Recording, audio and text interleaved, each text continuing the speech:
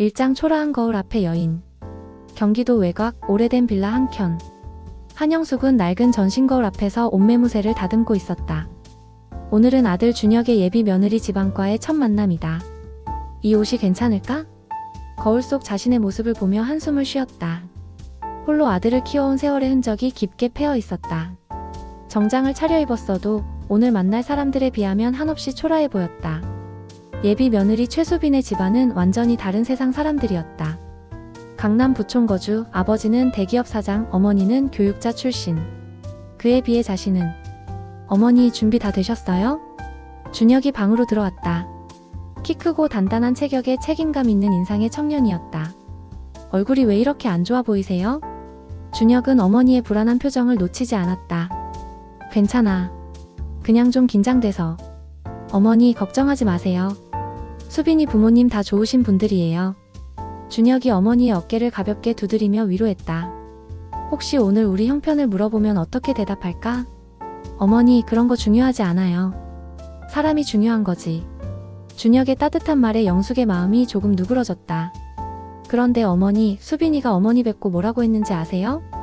어머니가 너무 좋으신 분 같아서 꼭 우리 집안과 가족이 되고 싶다고 했어요. 정말 그렇게 말했어? 네, 정말이에요. 그러니까 자신감 가지세요. 이장 운명적 재회. 고급 한정식 레스토랑 품격 있는 분위기가 압도적이었다. 어머니. 수빈이 밝은 목소리로 달려왔다. 키 169cm의 늘씬한 몸매에 어깨까지 내려오는 단정한 헤어스타일. 어머니 오늘 너무 아름다우세요. 아니야, 수빈이도 오늘 너무 예쁘다. 이미 몇 번 만났던 수빈이지만 볼 때마다 마음에 들었다. 예약된 룸에 도착했다. 수빈이 먼저 들어가며 인사했다. 아버지, 어머니 오셨어요. 룸 안에서 두 사람이 일어나 맞이했다. 최동수는 키가 큰 편으로 넓은 어깨와 당당한 자세에서 풍기는 위엄이 인상적이었다. 회색빛이 돌기 시작한 머리카락을 단정하게 빗어넘겼고 깊고 날카로운 눈빛에는 오랜 세월 기업을 이끌어온 리더십이 배어 있었다. 박순희는 우아하고 품격 있는 인상의 여성이었다. 중간 정도의 키에 날씬하면서도 균형 잡힌 체형, 어깨까지 내려오는 단발머리를 곱게 빗어넘겼다. 어서오세요. 동수가 먼저 인사했다. 안녕하세요, 아버님. 준혁이 정중하게 고개를 숙였다. 안녕하세요. 영숙도 따라서 깊숙이 고개를 숙였다. 그 순간이었다. 동수와 영숙이 서로 고개를 들며 눈이 마주쳤을 때 시간이 멈춘 것 같았다. 두 사람은 동시에 그 자리에서 얼어붙었다. 영숙? 동수가 말을 더듬었다. 영숙도 아무 말도 하지 못한 채 그 자리에서 굳어 있었다. 둘만의 분위기가 급격히 이상해졌다. 순이와 수빈 그리고 준혁이 모두 무슨 일인지 몰라 당황스러운 표정을 지었다. 3장 폭풍 전야. 자리에 앉으시죠? 순이가 어색한 침묵을 깨뜨리며 조심스럽게 말했다. 영숙과 동수는 떨리는 마음으로 자리에 앉았지만 여전히 서로를 똑바로 쳐다보지 못했다. 테이블 위에는 이미 정성스럽게 차려진 요리들이 놓여 있었지만 아무도 젓가락을 들지 않았다. 아버지 무슨 일 있으세요? 수빈이 조심스럽게 물었다. 어머니 괜찮으세요? 준혁도 걱정스럽게 물었다. 하지만 두 사람은 여전히 말을 하지 못했다. 몇 분이 흘렀지만 상황은 나아지지 않았다. 혹시 두 분 아시는 사이신가요? 순이가 마침내 직접적인 질문을 던졌다. 그 순간 동수의 얼굴에 점점 붉은기가 돌기 시작했다. 주먹이 저절로 쥐어졌고 숨소리가 거칠어졌다. 내가 어떻게 여기에? 동수가 낮고 떨리는 목소리로 말을 시작했다. 영숙은 여전히 아무 말도 하지 못했다. 그저 고개를 숙인 채 떨고 있을 뿐이었다. 동수의 분노가 점점 커져갔다. 사장 물컵 사건. 마침내 동수의 감정이 폭발했다. 이 결혼 무효야. 이딴 집안과 절대 결혼 못 시켜. 룸 안의 모든 사람들이 깜짝 놀라며 그를 바라봤다. 그러자 동수는 테이블 위에 있던 물컵을 집어들었다. 그리고 주저없이 영숙에게 끼어졌다. 으악. 영숙이 작은 비명을 지르며 뒤로 물러섰다. 차가운 물이 얼굴과 새 정장에 흠뻑 젖었다. 아버지. 수빈이 충격을 받아 소리쳤다. 어머니. 준혁이도 급히 어머니를 부축했다. 여보, 왜 그래요? 순이도 완전히 당황하며 남편을 말렸다. 이 더러운 곳에서 당장 나와. 동수가 아내와 딸에게 소리쳤다. 여보, 왜 그러세요? 나와 당장. 동수가 순이의 손을 거칠게 잡아당겼다. 아버지, 왜 그러세요? 왜 갑자기? 수빈이 눈물을 글썽이며 아버지를 바라봤다. 너도 빨리 나와. 동수는 딸의 손까지 잡아당겼다. 수빈은 영숙을 걱정스럽게 바라보다가 어쩔 수 없이 아버지를 따라 나갔다. 문이 쾅 하고 닫혔다. 남겨진 것은 물에 젖어 떨고 있는 영숙과 어리둥절한 준혁뿐이었다. 오장절망의 나날들. 집으로 돌아오는 길은 지옥 같았다. 며칠 후 준혁은 편지 한 통을 남기고 집을 나갔다. 어머니에게. 어머니, 그동안 저를 키워주셔서 감사합니다. 저는 수빈이 없으면 못 살 것 같아요. 죄송합니다. 영숙의 다리에서 힘이 빠졌다. 편지를 든 채로 주저앉았다. 준혁아. 영숙이 소리쳤다. 급히 일어나 준혁의 방으로 뛰어갔다. 방은 텅 비어 있었다. 영숙은 미친 듯이 아들을 찾아 헤맸다. 마트, 헬스장, 카페. 아무도 준혁의 행방을 알지 못했다. 회사까지 찾아갔지만 이미 그만둔 후였다. 절망에 빠진 영숙에게 동수로부터 분노의 전화가 걸려왔다. 한영숙, 너 뭐야? 너희 아들이 꼬드겨서 우리 딸이 집을 나갔잖아. 어떻게 할 거야? 당장 책임져. 영숙의 세상이 무너져 내렸다. 육장 병원에서의 충돌. 며칠 후 밤 갑작스러운 전화가 울렸다. 한준혁 씨 보호자이신가요? 환자 상태가 위험합니다. 당장 오셔야 합니다. 네. 위급하다고요? 네, 여기 청주병원입니다. 빨리 오세요. 영숙은 그 자리에서 벌떡 일어나 청주로 향했다. 병원에 도착하니 준혁이 침대에 누워 있었다. 의식이 없는 상태였고 얼굴이 창백했다. 불량집에서 자다 연기를 많이 마셨습니다.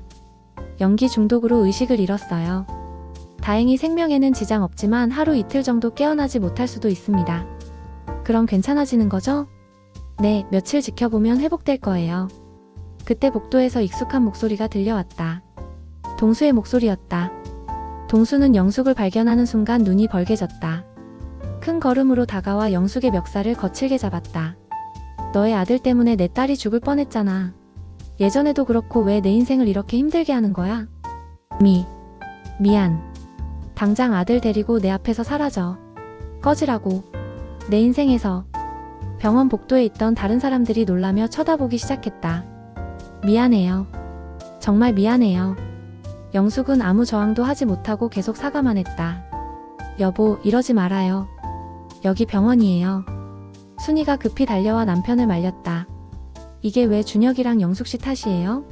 그리고 아무리 화나도 그렇지, 이게 여성분에게 할 짓이에요? 당신답지 않게 왜 이러는 거예요? 정신 차려요, 당신.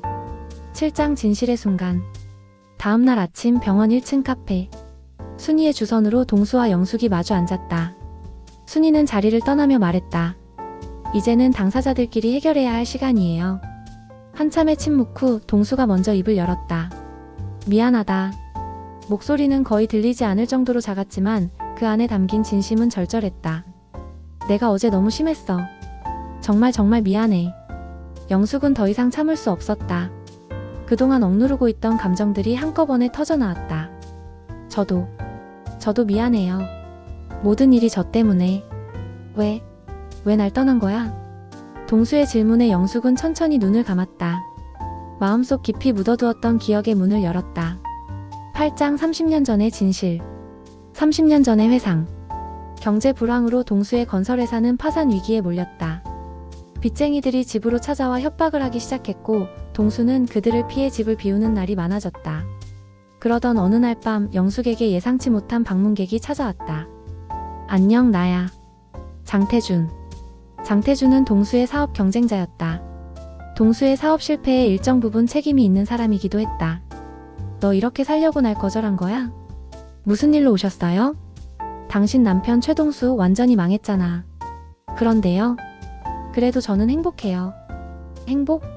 거짓말하지 마. 이게 행복이라면 서울역에 있는 거지들 다 행복하겠네. 장태준은 영숙에게 한 걸음 더 다가왔다. 너는 이렇게 살기 아까운 여자야. 그러니까 나한테 와. 내가 너 평생 책임져 줄게. 당장 나가라고 했지. 네가 나한테 오면 내 남편 빚 내가 다 갚아주고 내 남편 사업도 다시 일어설 수 있게 해줄게. 그러니까 잘 생각해. 그 말을 남기고 장태준은 집을 나갔다. 며칠 후 동수가 빚쟁이들에게 얻어맞고 집에 돌아왔다. 처참한 모습이었다. 그날 밤 영숙은 결정했다. 떨리는 손으로 전화기를 들어 장태준에게 전화를 걸었다. 저예요, 영숙이에요. 당신 부탁 들어줄게요. 구장 용서와 화해. 현재로 돌아온 카페에서 영숙의 고백을 들은 동수는 그 자리에서 얼어붙었다. 그게 사실이야? 당신을 떠나고 싶지 않았지만 당신을 떠나야만 했어요. 동수는 그 말을 들으며 가슴이 무너지는 것을 느꼈다. 지난 세월 동안 자신이 품고 있던 원망과 분노가 얼마나 잘못된 것이었는지 깨달았다. 하지만 저를 용서해달라는 건 아니에요. 저를 이해해달라는 것도 아니고요. 저도 비겁했어요. 결국 돈에 흔들린 거니까요. 영숙이 말을 이어갔다. 그럼에도 제가 이렇게 말하는 이유는 저 말고 우리 아들 준혁이는 저처럼 나쁜 사람이 아니라는 것을 말하고 싶어서예요. 그 순간 동수의 마음속에서 무언가가 터졌다. 지금까지 억누르고 있던 모든 감정이 한꺼번에 쏟아져 나왔다. 내가 얼마나 바보였나? 내가 얼마나 못난 남자였나? 동수가 갑자기 자리에서 일어나 영숙에게 다가갔다. 그리고 아무 말 없이 그녀를 껴안았다. 미안해. 내가 못나서 그래서 너를 못 지켰구나. 저도 미안해요. 그때 당신을 떠나서 당신에게 상처를 줘서. 두 사람은 그렇게 서로를 안고 한참을 울었다. 수십 년 동안 쌓여있던 오해와 상처가 그 순간 모두 눈물과 함께 흘러갔다. 십장 놀라운 운명의 연결고리. 며칠 후 새로운 상견례 자리. 화기애애한 분위기 속에서 준혁이 진심을 담아 말했다. 사실 저는 입양아입니다. 어릴 적 기억이 거의 없어요. 제 어머니는 저를 낳으시면서 세상을 떠나셨고 아버지는 제가 어릴 때 등산을 하시다가 그만. 동수는 준혁의 말을 들으며 무언가가 빠르게 연결되고 있었다. 혹시 미안하지만 아버지의 성함을 물어봐도 될까? 김정우입니다. 그 순간 동수의 몸이 크게 떨렸다. 혹시 아버지가 몇 년도에 돌아가셨을까? 1995년이요. 동수의 가슴이 급격히 뛰기 시작했다. 1995년 바로 그 해였다. 세상에, 이럴 수가. 동수의 눈에서 갑자기 눈물이 쏟아져 나왔다. 네가 정우 형님의 아들이었구나. 그 순간 루만의 시간이 멈춘 것 같았다. 정우 형님은 내 은인이었어. 나를 구하려다가 돌아가셨지. 마지막에 나에게 부탁하셨어. 아들을 부탁한다고. 그런데 그 아이가. 동수가 준혁을 바라보는 순간 그의 눈에서 눈물이 흘러내렸다. 내가 오늘 이렇게 살아있는 것도, 그리고 이렇게 너를 만날 수 있게 된 것도 모두 형님 덕분이야. 너의 아버지는 누구보다 용감하고 멋진 분이셨다. 준혁은 그 이야기를 듣고 눈물을 쏟아내기 시작했다. 11장 감사의 마음. 동수는 천천히 영숙에게 다가갔다. 정말 고맙습니다. 동수의 목소리에는 진심이 가득했다. 제 인생을 구원해 주셔서, 제 인생에 다시 나타나 주셔서, 은혜를 갚을 기회를 주셔서 감사합니다. 지금까지 준혁이를 잘 키워주셔서 정말 감사합니다. 당신은 내 인생의 은인입니다. 동수가 영숙의 손을 더욱 꽉 잡으며 말했다. 순이도 감탄하며 말했다. 이렇게 모든 것이 연결되어 있었군요. 결국 만날 사람은 만나네요. 동수가 확신에 찬 목소리로 말했다. 그래, 이 모든 건 우연이 아니야. 우린 이렇게 만날 운명이었어. 12장 아버지의 묘소에서. 몇 주 후 동수가 준혁과 영숙을 김정우의 묘소로 데려갔다. 경기도 외곽의 작은 공동묘지, 언덕 중턱에 소박하지만 정성스럽게 관리된 묘비가 서 있었다. 김정우의 묘. 준혁이 그 묘비를 보는 순간 숨이 멎는 것 같았다. 동수는 묘비 앞에서 천천히 무릎을 꿇었다. 형님, 미안해요. 그동안 찾아올 수가 없었어요. 형님 볼 면목이 없었거든요. 이제서야 찾아와서 정말 죄송합니다. 형님 덕분에 제가 이렇게 잘 살아있습니다. 그리고 형님 아들은 저희 가족이 되었어요. 정말 훌륭하게 자랐어요. 제가 농담처럼 말했잖아요. 나중에 제가 딸 낳으면 형님 아들이랑 결혼시키자고. 정말 그렇게 됐어요. 운명처럼. 영숙이 천천히 묘비에 다가갔다. 김정우 씨, 누구보다 멋지고 훌륭한 아들을 낳아주셔서 감사합니다. 준혁도 마침내 묘비 앞으로 다가왔다.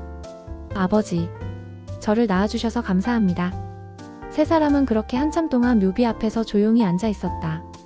13장 새로운 가족의 탄생. 몇 달 후 벚꽃이 만개한 4월의 어느 화창한 날, 준혁과 수빈의 결혼식이 열렸다. 저희를 구해주셔서 정말 감사합니다. 그리고 이렇게 저희 가족이 되어주셔서 감사해요. 순이가 영숙에게 진심 어린 인사를 건넸다. 저야말로 감사해요. 이렇게 좋은 분들과 가족이 되어서요. 두 사람은 서로를 꼭 안아주었다. 신부 수빈이 아름다운 웨딩드레스를 입고 나타났다. 동수가 수빈의 손을 준혁에게 넘기며 말했다. 준혁아, 이렇게 멋지게 자라줘서 고맙다. 그동안 어머니를 잘 보필해줘서 고맙고 감사합니다, 장인어른. 그렇게 두 가족은 하나가 되었다. 14장 함께하는 노년. 결혼식 후 몇 달이 지난 어느 주말, 동수와 순이가 영숙의 빌라로 찾아왔다. 사실 몇 달 동안 아내와 함께 고민을 많이 했어요. 동수가 부동산 서류들을 꺼내며 말했다. 이건 우리가 딸 결혼시키면 같이 살려고 준비했던 집이에요. 그런데 마침 바로 옆동에 비슷한 평수집이 매물로 나왔더라고요. 그래서 구매했어요. 사돈도 이제 혼자고 저희도 이제 딸이 없어서 적적하니까 우리 함께 노년을 보내는 게 어떨까 해서요. 순이가 부드럽게 설명했다. 우리 가족이잖아요. 함께 살면서 서로 도우면 훨씬 좋을 것 같아요. 동수도 진심을 담아 말했다. 그리고 준혁이와 수빈이가 놀러와도 더 편할 거고 나중에 손자 손녀가 생기면 함께 돌볼 수도 있고요. 영숙은 그들의 제안을 들으며 가슴이 따뜻해졌다. 하지만 제가 그런 좋은 곳에서 살 형편이 그런 걱정은 하지 마세요. 사돈은 제 은인이에요.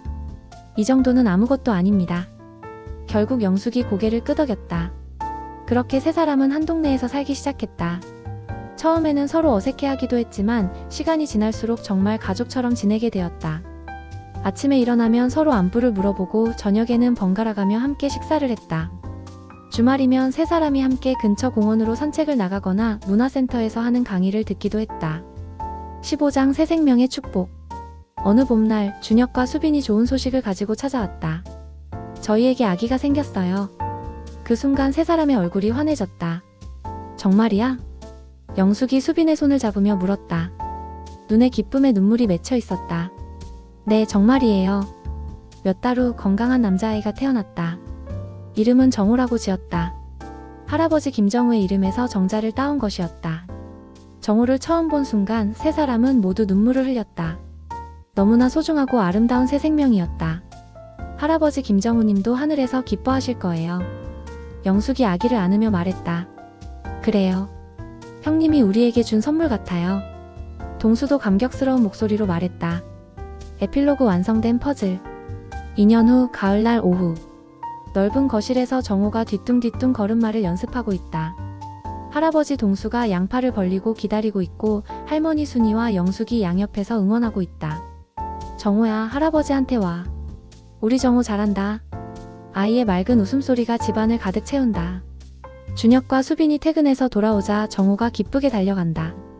아빠, 엄마, 우리 정우 오늘도 할아버지 할머니들과 재밌게 놀았구나.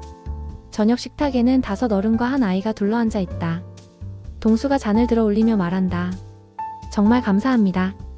이렇게 행복한 가족이 될 수 있어서 저희가 더 감사하죠. 영숙이 미소를 지으며 대답한다. 30년 전 형님이 저에게 맡긴 아들을 이렇게 훌륭하게 키워주신 영숙 씨께 다시 한번 감사드립니다. 그리고 동수가 창밖을 바라보며 말한다. 김정우 형님, 약속 지켰습니다. 형님 아들 잘 지키고 있어요. 그리고 이제 증손자까지 생겼어요. 형님도 하늘에서 기뻐하시죠? 그 순간 창밖으로 따뜻한 저녁 노을이 스며들어 온 가족을 감싸 안는다. 30년 전 팔공산에서 시작된 약속이 가장 아름다운 방식으로 완성된 것이다. 세상에는 우연이라는 것이 없다. 모든 만남에는 이유가 있고 모든 이별에는 의미가 있으며 모든 재회에는 기적이 숨어 있다. 한 가족의 이야기는 이렇게 끝나지 않는다. 정우가 자라서 또 다른 사랑을 만나고 새로운 가족을 이루고 그렇게 사랑의 바통은 계속 이어져 갈 것이다. 지금까지 한 가족의 드라마 같은 이야기를 들어주셔서 감사합니다. 오늘도 건강한 하루 되시고 다음에도 좋은 이야기로 찾아오겠습니다. 감사합니다.